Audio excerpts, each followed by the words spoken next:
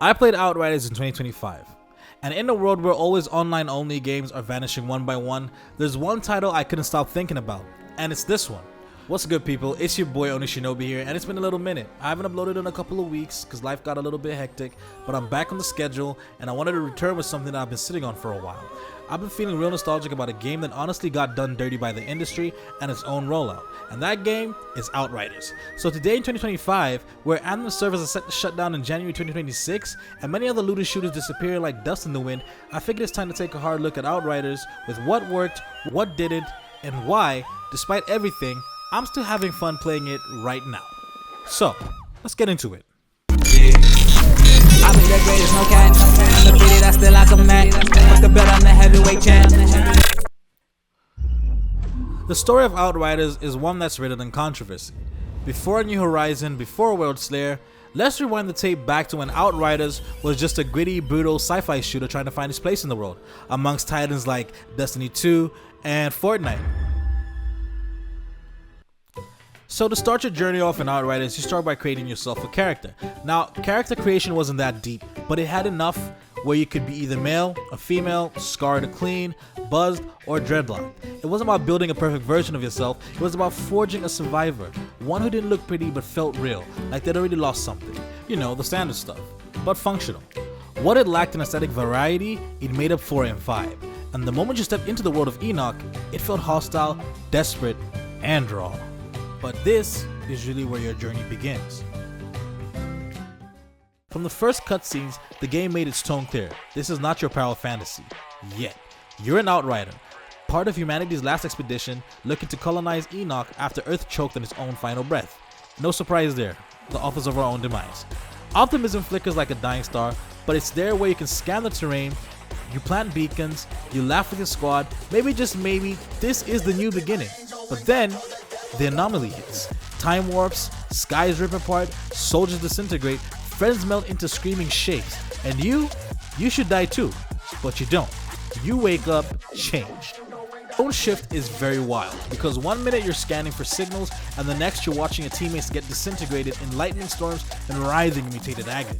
You go from a soldier to something else, twisted by the anomaly into what becomes your class choice, between a pyromancer, trickster, technomancer, or devastator. But I'll get into that in the next part of the video. The transition from grunt to demigod is what hooked me. The combat immediately shifts and you're not hiding behind cover anymore. Outriders rewards aggression, a kill to heal, push forward or die trying, and the game makes you feel that weight early on. When Outriders dropped, it dropped with no battle pass, no roadmap promises, just a single question. What if you're humanity's last hope, and it hated you for it? In a gaming landscape cultured by service games, Outriders was different, brash, bold, unapologetically complete. It dropped like a relic from an older age, a finished product. No endless grinding for cosmetics, no paywalls locking away power, just raw gameplay, brutal world building, and a haunting narrative. At this point in the game, your character still doesn't know what has happened to them. All they know is they've been injured and they're being taken into cryostasis. Now, this inevitably was supposed to be to protect them from dying or to kind of heal their powers when everything has been stabilized. However, that unfortunately didn't come to pass, because as you can see, when you do wake up, everything is practically gone to shit. The moment you reawaken in the ruined trenches of Enoch, time skip years into the future, is when you really grasp what this world has become. Civil war, factions, mutants, no peace, no salvation, just chaos, and you standing in the middle of it with superhuman powers and a chip on your shoulder. Left behind while the last remnants of Earth flee to a new world, and not so better one, Enoch. But with hope it's already dead. The sky is scarred by the anomaly, a chaotic storm that bends reality, warps time, and reshapes flesh. What was supposed to be salvation has become hell, and yet, you survive it. Your body doesn't disintegrate, it devolves. You become altered. No longer fully human, no longer part of their world, you are now a weapon, a force the last survivors both need and fear. This isn't just a power fantasy for the sake of it. It's pain wrapped in power. The kind of story where strength isolates you, where your abilities distance you from those you're trying to protect, and yet you keep moving forward. Why? Because there's no one else left to. So, you're all they got. Really. Outriders hit at a time when many of us were grappling with our own inner anomalies. Lockdown, depression, unemployment, loss, And in its aggressive tone, it said what we couldn't. Screw the system. I'm doing it my way. You didn't grind, you slaughtered. You didn't beg for drops, you earned them through fire. And that design choice to empower the player unapologetically gave Outriders its edge. This first act, this awakening, wasn't just the start of another looter shooter. It was a symbol of resilience, of raw identity, of forging legacy through adversity. Now here comes the second most important decision right after the prologue, choosing your class. As I mentioned earlier, there are 4 class choices for you to choose from: Pyromancer, Technomancer, Trickster, and the Devastator. Now, me personally, so me and my house, I chose the Pyromancer. Not because it was just strong, but it felt like the right move considering all the things that happened to me prior to this particular point. I had been through so much, I have witnessed my friends die, I don't even know if they're alive at this point, and I've been thrown into a world which is basically already angry and upset. So now I'm angry and upset with them. So a lot of the things that led up to this point kind of show more of a rebirth, a second chance to do something about everything that was done to me before. And that's how I chose my class as Pyromancer. Now I know what you're thinking. Why is there a different character model on the screen right now? Simply put, I have a class character for all the classes. So Devastator, Trickster, Pyromancer, Technomancer, I have them all. But for this particular part of the game, being the base game, I played with both of my characters simultaneously at one point, but I recently replayed it with my Technomancer, hence what you're seeing on the screen right now. I do have footage of me playing as my Pyromancer, but I played my Pyromancer for the new Horizon and the new World Slayer DLC after the base game is already completed. So you get to see a bit of everything that I have going on amongst my builds and everything that comes with them. Opening mission was more of a rescue mission to go rescue Jakob. Now, if you remember early on in the game, you see me standing with a couple of people, of which those people, about 4 of them are, well, 2 of them are dead, and then the other 2 are alive somehow. But yeah, so we're rescuing Jakob. He got into some trouble with whoever he gets into trouble with, and our first mission is to rescue him. So when you do this, Jakob becomes our driver, bringing you the Outriders truck, which is also fully customizable, by the way, and eventually unlocking what you now begin as your main storyline. So once you rescue Jakob, you report back to Shira, you're sent back out to go and restore power to the particular zone that you're in. And this is done by defeating the Altered that has taken refuge at the electricity plant and is practically holding the electricity hostage. This first mission kind of shows you exactly what you're going to be up against, kind of bringing to you what will now be your game mechanics from that point on and until the end of the rest of the game. So your first mission is to get to that particular point, so you have to traverse through certain locations. Now along the way, you do have encounters where you can find side quests that you can do to prolong the story a little bit, trying to make you, a little bit full circle. I, for one, for this particular playthrough, didn't want to do that. I just wanted to do the main story missions and get to the end so that I could continue on with playing World Slayer. However, I did do one side quest, which was just like a bit of a refresher for me to get reacquainted with the controls and my build options and what I'm doing with what I do and what I got. So that's the only reason why you get to see a partial side quest clip in this particular video. However, going forward, I maintain only main missions all the way up until the end of the game. Now, we get right into the gameplay so that you can see exactly what I'm talking about. Now, because you've awoken years later, alone, and the world has moved on without you, the paradise you were promised is completely gone. Now they're just trenches, insurgents, factions, blood in the mud, and hope's been ground into ash. You're standing in a future that practically forgot you, but now you're the most powerful being on the battlefield, and this isn't a hero's journey, it's revenge against fate. No cover systems, no safety nets, kill to heal, push or die. Outriders doesn't just encourage aggression, it demands it, and somehow through the chaos, the pain, the bodies, you keep moving forward, because if not you, then who? Now after all your hard work, yeah, what hard work? This is when the real work begins, because now you're going up against someone who's exactly like you and has had much more experience. Well, at least if you're a beginner, but not for me though.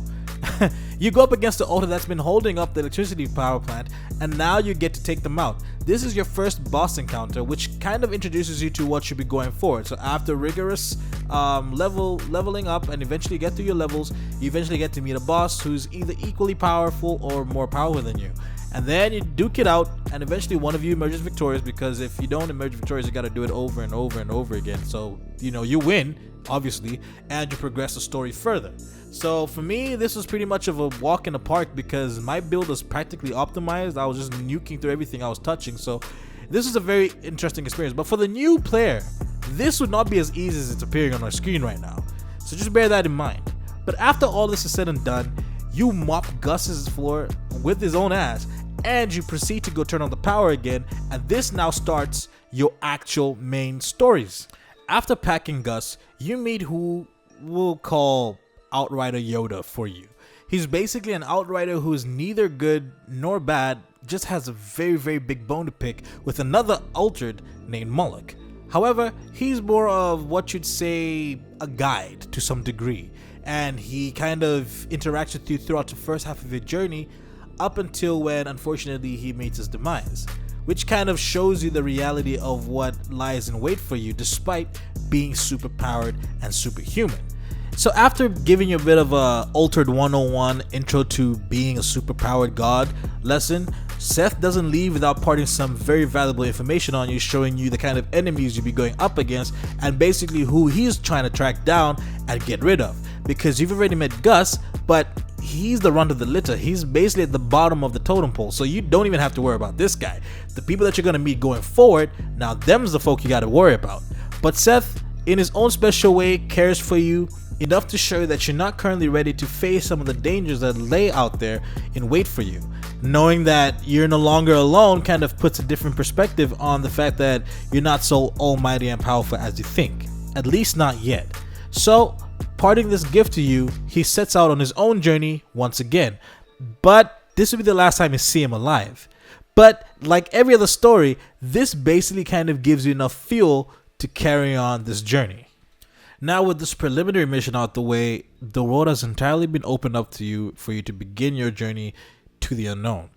The first part of it is you basically beating up back with Shira and Jakob, and eventually learning that you have to go rescue a doctor. Now, it's funny because the people that you have to go rescue and the one person that's helping you are the exact same people that left you for dead when you first woke up. And this guy had the audacity to just say, sorry, that was it. I was like, if this was up to me entirely, like if I had like an honor system based on the way the game was going, I probably would have left his ass to die. Then again, without their help, you probably won't be able to reach the endgame. But I digress. Meeting these two people, at least in tandem, basically gives you the whole friendship is the one piece that we found along the way kind of situation going on. But ultimately, that's what this is all about. It's a journey of companionship, which is riddled in both happiness, sadness, anger, and a camaraderie of necessity, and eventually what you eventually have is a family that is eventually split again. Kind of. Best part is you find out that that truck that you thought was gone, yeah, you don't have to walk across the lands. You ain't gonna be treading by foot no more. Nah, your car is still there, your truck is still there, and it's better than you ever last saw it. Best part is it's customizable according to what you want it to look like. Now I for one have the Hell Ranger set, so I had a couple extra stuff on it, but if you get I think if you're able to get the game right now, you should be able to get that stuff as well in game already. But I digress. This next part of the game basically runs you through the paces for you to go find Dr. Zahedi, who's gonna be very important at the very end of the game, as he's the one who has the launch codes to drop the pods all the way from the Flores onto Earth, which basically trigger the finale of the game, as well as starting what will now become your end game for the foreseeable future. At least that's what we thought, until we were fortunate enough to get a DLC. I must point out that playing through the base game as your Technomancer was significantly different from playing as my Pyromancer, as each have their own individual build strengths, as well as the feel of the game is quite dramatically changed from each perspective. Each class feels distinct and synergizes with the gear differently. Loadouts can drastically evolve depending on your legendary drops and mod selections. Your build isn't just about skill trees, it's about playstyle and identity. You want to be a long-range sniper with drones and rocket turrets? Technomancer's got you. You want to ignite your enemies and heal off the charred corpses? Pyromancer's your pick. You want to blink behind a squad and eliminate 3 targets before they even aim? Trickster's your jam. Prefer being an earthquake summoning juggernaut? That's a Devastator. Outriders rewards experimentation, it rewards mastery, and the truth is, once you perfect your build, you don't just play the game, you own it. In part 3, we'll dive into the New Horizon experience, the turning point that changed the endgame, brought the community back, and made Outriders feel like it was finally on the right path, at least for a while.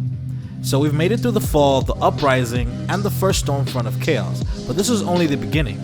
The war for Enoch is far from over. In the next chapter, we enter the unknown, a world where old rules no longer apply, where the future isn't written in prophecy, but in bullet casings, shattered relics, and broken trust. The system changes in part 3, and in part 4, we look at what power corrupts and the fall of a god. So if you're curious to find out what happens in the next part, don't forget to hit that like and subscribe button, as well as the post notifications button so you know whenever I post a new video. So until then, it's been a pleasure. My name is Oni Shinobi, and I'll see you in the next video.